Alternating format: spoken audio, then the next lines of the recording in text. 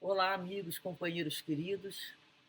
É sempre bom estarmos juntos novamente em torno dessa playlist que recebe o nome do livro Pão Nosso, que a espiritualidade nos trouxe, né? O Espírito Emmanuel, pela psicografia de Chico Xavier. Antes de iniciarmos essa leitura e observarmos as reflexões de Emmanuel, primeiramente, vamos agradecer ao nosso Pai Nosso por esse pão nosso que alimenta nossas almas. Agradecemos a Jesus pela possibilidade de nos fortalecer a nossa fé e nos buscar no lado melhor que apresentamos em nossos trabalhos, em nossas buscas de equilíbrio. E assim, a essa doutrina espírita que tanto nos renova, nos revela e nos faz esclarecimentos oportunos para os nossos espíritos imortais. A leitura hoje é da mensagem número 102, que tem como título Nós e César, e o Espírito Emmanuel traz aqui o versículo 17 do capítulo 12 de Marcos, onde Jesus respondendo disse-lhes: Dai, pois, a César o que é de César e a Deus o que é de Deus. Uma frase famosa, né? Quase todos nós conhecemos. E o Emmanuel, a partir dessa frase, faz a seguinte reflexão: em todo lugar do mundo, o homem encontrará sempre, de acordo com seus próprios merecimentos, a figura de César, simbolizada no governo estatal. Maus homens, sem dúvida, produzirão maus estadistas. Coletividades ociosas e indiferentes receberão administrações desorganizadas. De qualquer modo, a influência de César cercará a criatura, reclamando-lhe a execução dos compromissos materiais. É imprescindível dar-lhe o que lhe pertence.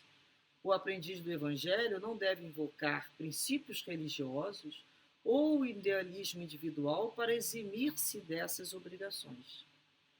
Se há erros nas leis, lembremos a extensão de nossos débitos para com a providência divina e colaboremos com a governança humana, oferecendo-lhe nosso concurso em trabalho e boa vontade, conscientes de que a desatenção ou revolta não nos resolvem os problemas. Preferível é que o discípulo se sacrifique e sofra demorar-se em atraso, ante as leis respeitáveis que o regem transitoriamente no plano físico, seja por indisciplina, diante dos princípios estabelecidos, ou por doentio entusiasmo que o tente a avançar demasiadamente na sua era. Há decretos iníquos? Recorda que já cooperaste com aqueles que te governam a paisagem material. Vive em harmonia com teus superiores e não te esqueças de que a melhor posição é do equilíbrio. Se pretendes viver retamente, não deis a César o vinagre da crítica acerba. Ajuda-te com teu trabalho eficiente, no sadio desejo de acertar, convicto de que ele e nós somos filhos do mesmo Deus. Todos nós. Sempre atual, porque sempre viveremos regidos de alguma maneira no plano material pelo César do momento. Essa passagem nos convida a uma reflexão sobre que questão? Vejamos aí, o que é essa passagem de Jesus, o que ele buscou ali, aproveitando aquele momento, nos deixar como lição? A lição da necessidade do discernimento para alcançarmos equilíbrio em tudo que realizamos, em tudo que vivemos. Então, com discernimento conseguimos ter equilíbrio. Enquanto nós não discernirmos o que é de César, o que é de Deus, o que é bom, o que é mal, o que é frio, o que é quente, nós não conseguiríamos ter o equilíbrio. Por isso, muitas vezes, vivemos entre os pêndulos do relógio de 8 a 8.000. Pá, pá. Lembra aquele relógio antigo? Por quê? Porque ainda necessitamos discernir os extremos até entender o que é ponto de equilíbrio. Na realidade, essa passagem aqui que refere Marcos, ela é citada também nos outros evangelistas, é uma cilada, que a gente poderia dizer hoje em dia, é uma pegadinha que fizeram para Jesus. Né? Queriam colocar Jesus ali numa que chama saia justa. Se era justo ou não era justo pagar o tributo ao governador, né? Ao governo de Roma, a César. Por que uma pegadinha? Né? Porque se Jesus fala sim, né? Quando eles perguntaram, é lícito pagar o tributo a César ou não? Eles fazem expressamente a pergunta. Eles estavam ali, os espias daquela época, pronto para ouvir o que Jesus ia responder. É o famoso flagrante. Perguntaram, é lícito? Se Jesus responde, é lícito pagar a César, ele demonstraria que estaria contra o povo judeu, o seu próprio povo, que odiava pagar aquele tributo. Ele estaria a favor da corrupção romana. Ali era pegadinha para os judeus que queriam prender. Se ele responde, não é lícito pagar o tributo, o que ele demonstraria ali? Que ele era contra Roma e iriam lhe acusar de levantar os outros contra a administração romana. E naquele momento ele seria preso pelos herodianos que se encontravam ali. Porque como é que você vai falar que é contra, naquela época, né, do jugo de escravidão contra o povo, contra Roma? Então, naquela hora ali, ele seria preso. Ele estava fazendo, né, estaria sendo acusado de fazer uma revolta, de levantar rebelião, aí seria preso. Então, o que ele responde? Primeira palavra que ele fala, hipócritas.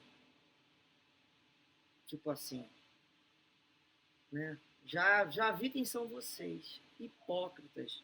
Por que me tentais? Olha, vejamos, né? Com a autoridade moral que tem Jesus, sempre teve, naquela época, ele já desmascarava, porque ele conhecia o que ia de malícia naqueles corações, de falsidade. Então ele já chama de hipócritas. Como se fosse, por que me tentaste? Como se fosse possível tentar a Jesus. Ele, olha a ingenuidade, como é que eles não observaram a grandeza do Cristo. Não conseguiram perceber. Então, ele fala, por que me tentais? Aí ele, imediatamente, ele também diz, mostra-me o tributo, né? Mostra a moeda do tributo. Ele pede para mostrar a moeda. Naquela época, a moeda ela era gravada, né, com as inscrições e a esfinge de César. E aí Jesus pega a moeda, que é uma prova material, né, e faz uma pergunta. De quem é esta imagem e inscrição? Ele troca. Ele sai do lugar de questionado, de ser colocado na cilada, né, para entrar como perguntador, refletidor. De quem é essa imagem, essa inscrição? Faz com que eles respondam, todos que estavam à volta. Então, eles respondem. É de César. Estava ali, era uma prova. Retrata de César, esfinge de César. É a prova material que eles mesmos confirmaram. Da boca de Jesus não saiu nada. De quem é? Ele falou, é de César. Então, nesse momento é que Jesus diz a famosa frase: dai, pois, a César o que é de César e a Deus O que é de Deus, inteligência, né? Outra coisa, né? Então, naquele momento, ele deixa claro a separação da questão religiosa com a questão material. Nós vivemos em sociedade e teremos o Estado, a administração que foi criada, governada por aqueles que têm uma afinidade ainda com os seus, né, governados. Nosso governante será de acordo com os governados. Os governantes dizem que tipo de governantes ainda precisamos. Já repararam que é assim? É de acordo com a sociedade. Nós somos a sociedade. Nós somos a sociedade. O quanto de comum ainda temos. E nós ontem, certamente, fomos desses que passamos leis iníquas. Batemos um martelo sobre a injustiça, sobre a opressão. Hoje estamos vivendo muitas vezes para aprender. Tipo, é bom? Não, não é bom. Muitas vezes, que criticam hoje os que estão no comando, se sentassem naquela cadeira, fariam até pior. Dentro das suas possibilidades, fazem igual. Sem ética, sem compromisso, sem sentimento de justiça, sem sentimento de proteção àqueles que têm menos, de oferecer, né, o que nós todos desejamos, o mínimo. Um dia teremos? Teremos. Porque nós cresceremos espiritualmente, reencarnaremos cada vez melhores e chegaremos lá naqueles postos novamente para colocar em prática. Aí será a prova. Sentar naquela cadeira com aquela caneta e realmente fazer diferente do que já fizemos, do que já vivemos. Então, companheiros, lembremos sempre, né, de Jesus, que estamos numa sociedade oferecendo sem crítica, sem aquele movimento de ódio, apenas orando como espíritas para que todos busquem dentro de si o seu melhor. Que nos manifestemos quando não é do nosso agrado, porque temos direito, mas nos manifestemos de uma outra maneira. Sem a loucura, sem o desespero, sem a vibração, aquela vibração da raiva que já vivenciamos em outras reencarnações, da guerra, do combate pelo combate. Nós já conhecemos Jesus e nós sabemos que pela lei de progresso tudo vai caminhar. Demora um pouco mais, outros vão mais rápido. Depende de cada um de nós, quando nos mobilizamos para nos sermos criaturas melhores e, pelo nosso bom exemplo, modificamos toda a descendência. Modificamos, pelo exemplo, a nossa casa, aqueles que convivem com a gente, mas nos menores detalhes, não nos grandes, nos menores. Trânsito, no troco, nos pensamentos, na confusão em família. Não esperemos sentar na cadeira dos governantes para provarmos que já somos criaturas modificadas com Jesus. Muita paz, muita força, muita coragem e muita indulgência com o outro. Demos sempre a Deus o que é de Deus. É o nosso sentimento de fraternidade e caridade. Muita paz a todos.